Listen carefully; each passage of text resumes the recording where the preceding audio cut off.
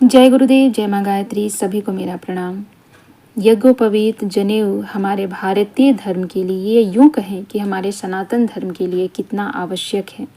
क्यों आवश्यक है, इसका इतना महत्व क्यों है, इस बात पर आज हम चर्चा करेंगे कि पूज्य गुरुदेव ने जो हमें बताया है या सदियों से लोगों की जो जनेऊ के प्रति मान्यता रही है वह क्या है। आज समाज में आप सब देख रहे हैं कि किस प्रकार के कार्य हो रहे हैं। जैसा कि आपने अभी सुना होगा कि एक ब्राह्मण बालक को जनेऊ उतारने के लिए कहा गया। यदि वह जनेऊ उतारता है तभी वह अपनी परीक्षा दे सकता है, अन्यथा उसे परीक्षा नहीं देने दिया जाएगा। और उस बालक ने अपने कर्तव्य को, अपने मान को रखते हुए, अपने सनातन धर्म की सुरक्षा के लिए अपनी परीक्षा को त्याग दिया, परंतु उसने अपने जनेऊ यानी अपने यज्ञोपवीत को नहीं त्यागा। चलिए जानते हैं कि उस बालक के लिए यज्ञोपवीत इतना महत्वपूर्ण क्यों है और क्यों हम सभी को इस विषय में समझना चाहिए। यज्ञोपवीत का भारतीय धर्म में सर्वोपरि स्थान है। इसे द्विजत्व का प्रतीक माना गया है। द्विजत्व का अर्थ है मनुष्यता के उत्तरदायित्व को स्वीकार करना। जो लोग मनुष्यता की जिम्मेदारियों को उठाने के लिए तैयार नहीं, पाशविक वृत्तियों में इतने जकड़े हुए हैं कि महान मानवता का भार वहन नहीं कर सकते, उनको अनुपवीत शब्द में शास्त्रकारों ने तिरस्कृत किया है और उनके लिए आदेश किया है कि वे आत्मोन्नति करने वाली मंडली से अपने को पृथक, बहिष्कृत, निष्कृष्ट समझें।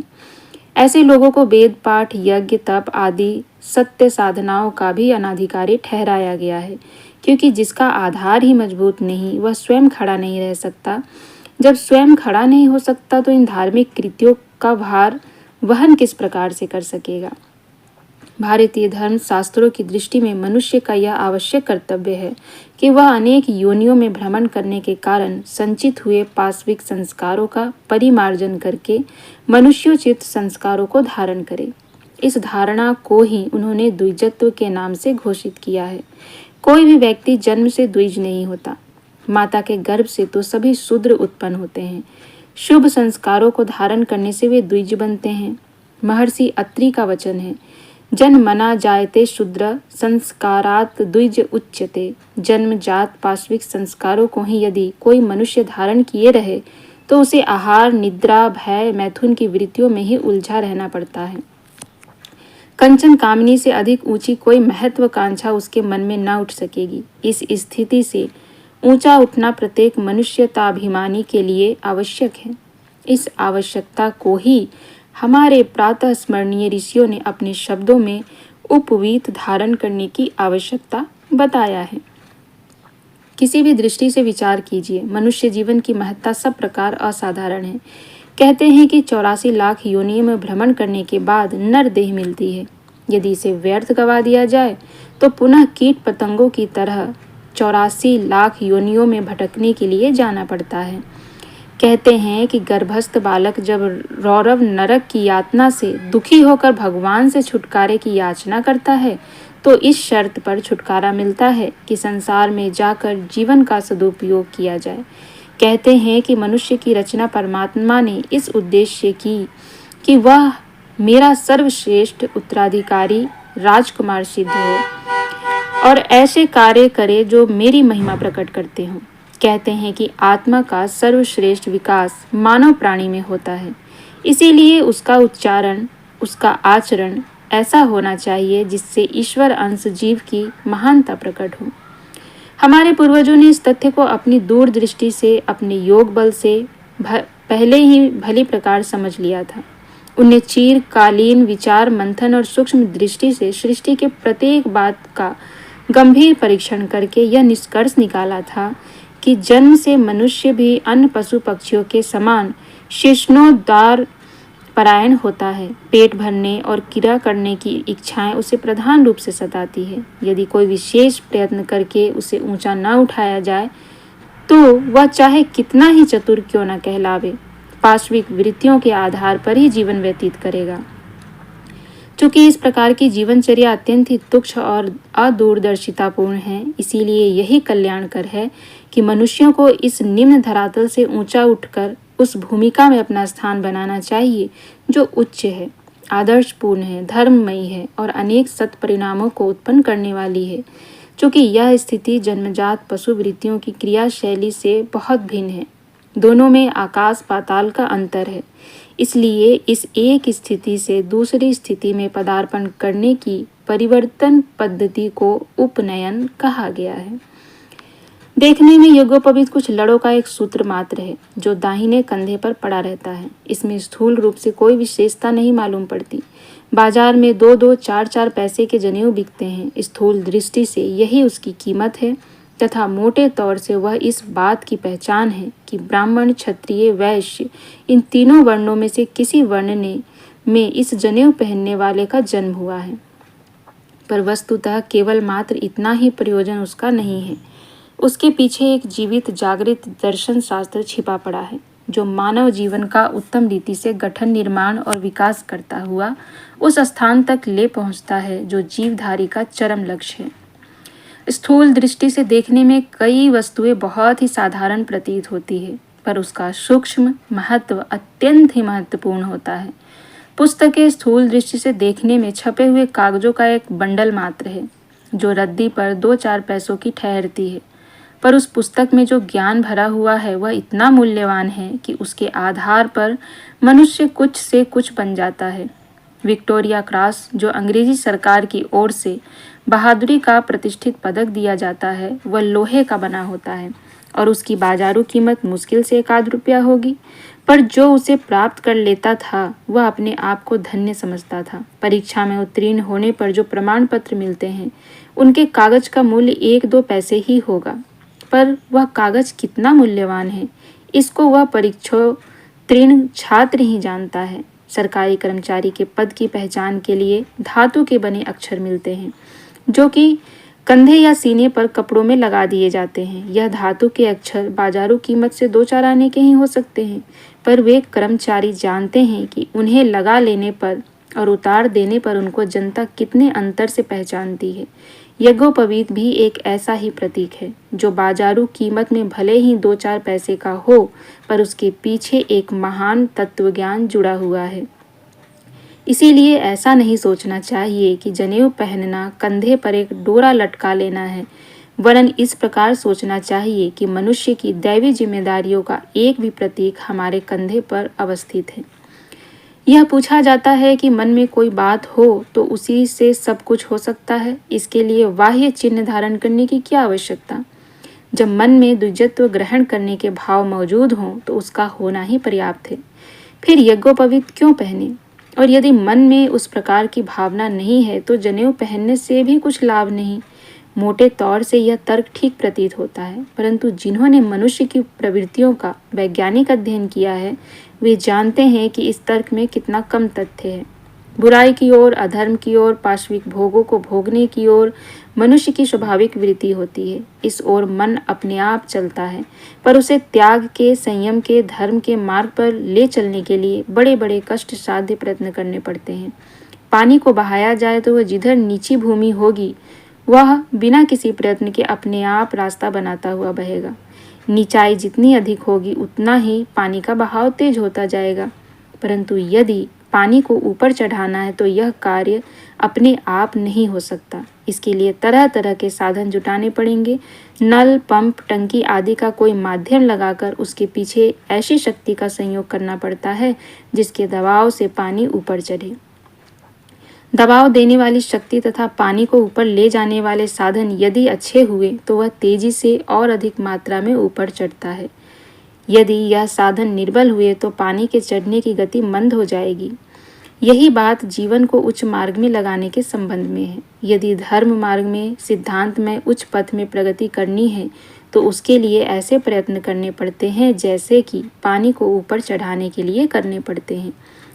16 संस्कार, नाना प्रकार के धार्मिक कर्म कांड, व्रत, जप, पूजा, अनुष्ठान, तीर्थ यात्रा, दान, पुण्य, स्वाध्याय, सत्संग ऐसे ही प्रयोजन हैं जिनके द्वारा मन को प्रभावित, अभ्यस्त और संस्कृत बनाकर द्विजत्व, दिव्यत्व की ओर बढ़ाया जाता है। इन सबका उद्देश्य केवल मात्र इतना ही है कि मन पाश्विक वृत्तियों से मुड़कर दिव्यत्व की ओर अग्रसर हो। यदि ऐसा करना आप ही सरलतापूर्वक होता हो तो यज्ञोपवीत को व्यर्थ बताने वाले तर्क को स्वीकार करने में किसी को कुछ आपत्ति न होती। उस दिशा में यह पृथ्वी ब्रह्मलोक होती और वैसा समय सतयुग कहा जाता। पर आज तो वैसा नहीं है। हमारे मनों की कुटिलता इतनी बढ़ी हुई है कि आध्यात्मिक साधना करने वाले भी बार बार पथभ्रष्ट हो जाते हैं। तब ऐसी आशा रखना कहाँ तक उचित है कि अपने आप ही सब कुछ ठीक हो जाएगा। यज्ञोपवीत धारण करना इसलिए आवश्यक है कि उससे एक प्रेरणा नियमित रूप से मिलती है। जिनमें संस्कार के बड़े बड़े कार्य हैं, जिनका जीवन व्यवस्थित है, वे सवेरे ही अपना कार्यक्रम बनाकर मेज के सामने लटका देते हैं और उस तख्ती पर बार बार निगाह डालकर अपने कार्यक्रम को यथोचित बनाते रहते हैं। यदि वह याद दिलाने वाली तख्ती ना हो तो उनके कार्यक्रम में गड़बड़ पड़ सकती है। यद्यपि उस तख्ती का स्वतः कोई बड़ा मूल्य नहीं है, पर उसके आधार पर काम करने वाले का अमूल्य समय व्यवस्थित रहता है। इसीलिए उसका लाभ असाधारण महत्वपूर्ण है और उस महान लाभ का श्रेय उस तख्ती को कम नहीं है। जनेऊ ऐसी ही तख्ती है जो हमारे जीवनोद्देश्य और जीवन क्रम को व्यवस्थित रखने की याद हर घड़ी दिलाती रहती है। जिन उच्च भावनाओं के साथ वेद मंत्र के माध्यम से अग्नि और देवताओं की साक्षी में यज्ञोपवीत धारण किया जाता है, उससे मनुष्य के सुप्त मानस पर एक विशेष छाप पड़ती है। यह सूत्र यज्ञमय एवं अत्यंत पवित्र है। इसके लिए धारण करने से मेरा शरीर पवित्र है, इसीलिए इसे सब प्रकार की अपवित्रताओं से बचाना चाहिए। शारीरिक और मानसिक गंदगियों से इस दैवी पवित्रता की रक्षा की जानी चाहिए। यह भावना उस व्यक्ति के मन में उठनी ही चाहिए जो जनेऊ धारण करता है। जहाँ इस प्रकार की सात्विक आकांक्षा होगी, वहाँ दैवी शक्तियाँ उसके संकल्प को दूर करने में सहायक होगी, उसे प्रेरणा और साहस देगी। जहाँ वह फिसलेगा उसे रोकेगी और यदि गिरेगा भी तो उसे फिर उठावेगी। इस प्रकार यज्ञ की प्रतिमा यज्ञोपवीत धारण करने वाला जब यह समझता रहेगा कि मैंने अपने कंधे और छाती पर यज्ञ भगवान को सुसज्जित कर रखा है, तो निश्चित रूप से वह यज्ञ में जीवन व्यतीत करने की आकांक्षा करेगा। इस प्रकार की आकांक्षा चाहे कितनी ही मंद क्यों न हो, प्रभु के प्रेरक आशीर्वाद के समय मनुष्य के लिए सदा कल्याणकारी ही होती है और इससे दिन व दिन सन्मार्ग में कल्याण पथ में ही प्रगति होती है। यह प्रगति चूंकि ईश्वरीय प्रगति है, इसके द्वारा प्राणी सब प्रकार की सुख शांति का अधिकारी बनता जाता है। श्रेष्ठता का आवरण पहन लेना, अपने आप को ऐसे पवित्र बंधनों में बांध लेना जिनके कारण पतन के गर्त में गिरते गिरते मनुष्य अनेक बार बच जाता है। बाह्य वेश को देखकर लोग किसी व्यक्ति के बारे में अपना मत बनाते हैं। लोकमत की दृष्टि में कोई व्यक्ति यदि अच्छा बन गया है तो उसे अपनी प्रतिष्ठा का ख्याल रहता है। मन विचलित होकर जब कुमार्गगामी होने को तैयार हो जाता है, तब लोक लाज एक ऐसा बंधन सिद्ध होती है जो उसे गिरते गिरते बचा लेती है।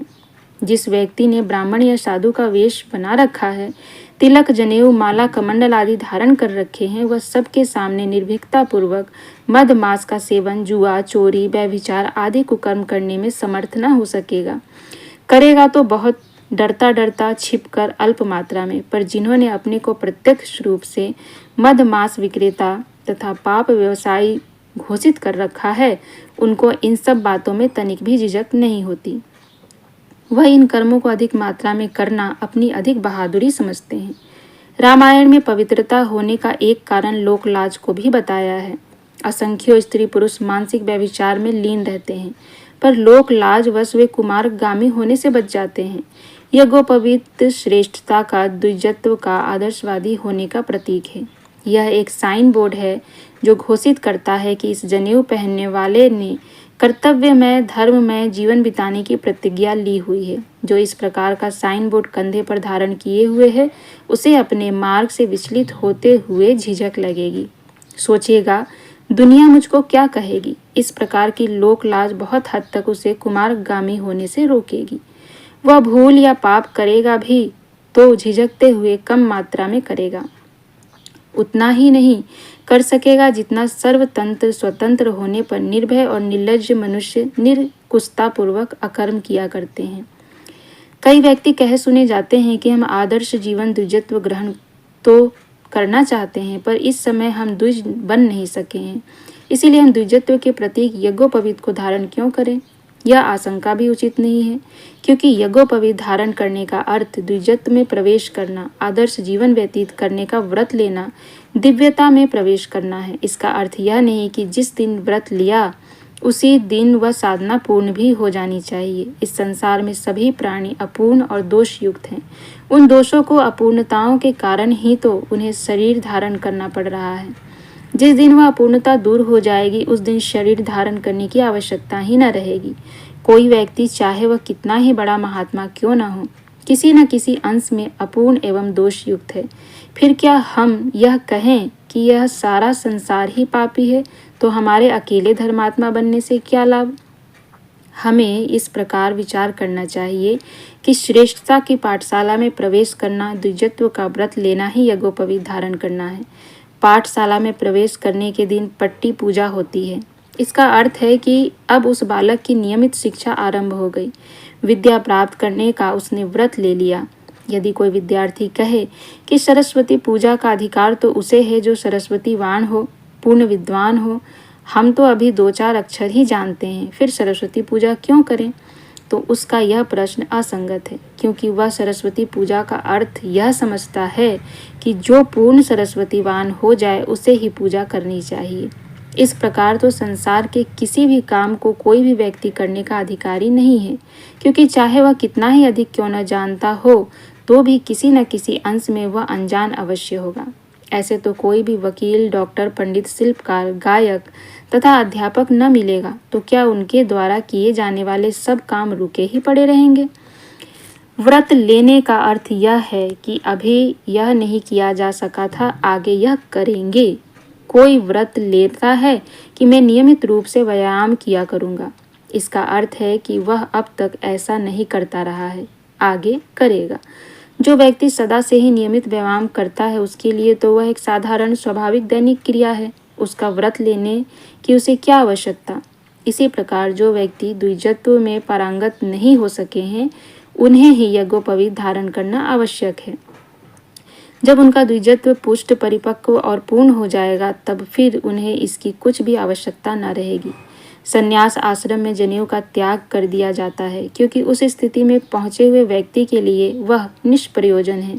जिस कार्य के लिए उसे धारण किया गया था वह पूरा हो चुका, तो व्यर्थ का बोझ क्यों लादा जाए? जो लोग शंका करते हैं कि हम में द्विजत्व नहीं है इसीलिए हम जनेऊ पहनने का साहस क्यों करें, उन्हें समझना चाहिए उन्हें इसी कारण यज्ञोपवीत अवश्य पहनना चाहिए, क्योंकि उनमें द्विजत्व का अभी पूर्ण विकास नहीं हो पाया है।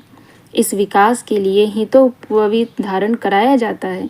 क्या कोई पहलवानी का विद्यार्थी ऐसी शंका करता है कि मैं पूर्ण पहलवान नहीं हूँ इसलिए अखाड़े में क्यों उतरूं, मुकदर क्यों उठाऊं? उसे अखाड़े में उतरने और मुकदर उठाने की इसीलिए आवश्यकता है कि चूंकि वह अभी पूर्ण पहलवान नहीं हो पाया। जब वह पूर्ण पहलवान हो जाएगा तो उसे इन अभ्यासों से छुटकारा भी मिल सकता है। यही बात उपवीत धारण के संबंध में भी कही जा सकती है। यज्ञोपवीत धारण करना इस बात का प्रतीक नहीं है कि इस व्यक्ति का पूर्ण आध्यात्मिक विकास हो गया है, वरन इस बात का प्रतीक है कि इस व्यक्ति ने आदर्श जीवन, धर्ममय जीवन व्यतीत करने का संकल्प किया है और यह अपनी परिस्थिति के अनुसार यथासाध्य अधिक से अधिक प्रयत्न करता हुआ लक्ष्य तक पहुंचने की ईमानदारी के साथ चेष्टा करेगा। ऐसी दशा में यह झिझक करना व्यर्थ है कि हम इस योग्य नहीं कि उपवीत धारण करें। इस अयोग्यता का निवारण उसके धारण करने से ही तो होगा। जो यह कहता है कि मैं तैर नहीं सकता इसलिए पानी में न घुसूंगा, उसे जानना चाहिए कि पानी में घुसे बिना तैरना नहीं आ सकता। जो कहता है कि मैं घोड़े पर चढ़ना नहीं जानता इसलिए नहीं चढ़ूंगा, उसे जानना चाहिए कि घोड़े की पीठ पर बैठे बिना वह घुड़सवार नहीं बन सकता। यह ठीक है कि आरंभ में काफ़ी कठिनाई प्रतीत होती है, आरंभ में काफ़ी गलतियां भी होती हैं, पर उनका शोधन तो धीरे धीरे अभ्यास करने से, उस कार्य में लगने से ही तो होगा। ऐसा कोई फायदा इस संसार में नहीं कि आप किसी कार्य में पूरी तरह पारंगत हो जावे तब उस कार्य को आरंभ करें। कार्य को आरंभ करने से ही उनमें कुशलता प्राप्त होती है। जनेऊ धारण करें। जब आप द्विजत्व प्राप्त करने के लिए आगे बढ़ेंगे तभी तो आप धीरे धीरे इस मंजिल को पार करते हुए एक दिन सच्चे अर्थों में द्विज कहलाने योग्य बनेंगे। तभी तो आपको पूर्ण द्विजत्व की प्राप्ति होगी। तो इस प्रकार से आपको भली भांति समझ में आया होगा कि वास्तव में यज्ञोपवीत कितना आवश्यक होता है उसके लिए जिसने यज्ञोपवीत स्वयं में धारण किया है, फिर चाहे वो किसी भी जाति का क्यों ना हो, वह ब्राह्मण योग्य बनने हो जाता है। इसीलिए जो ब्राह्मण बनने योग्य है, जिसने ब्राह्मणत्व को स्वीकार करने के लिए संकल्प लिया है, उसके लिए यह यज्ञोपवीत कितना आवश्यक है, पूज्य गुरुदेव के इस लेख से हमें समझना चाहिए। और आशा है कि सभी को इस बात का ज्ञान भी हो चुका होगा कि क्यों उस बालक ने परीक्षा छोड़ना उचित समझा, परंतु उसने अपने जनेऊ को नहीं उतारा, क्योंकि एक जनेऊ उस बालक के लिए कितना महत्वपूर्ण है, वह सब कुछ पूज्य गुरुदेव ने हमें इस लेख में समझाने का प्रयास किया है। जय गुरुदेव, जय माँ गायत्री, सभी को मेरा प्रणाम।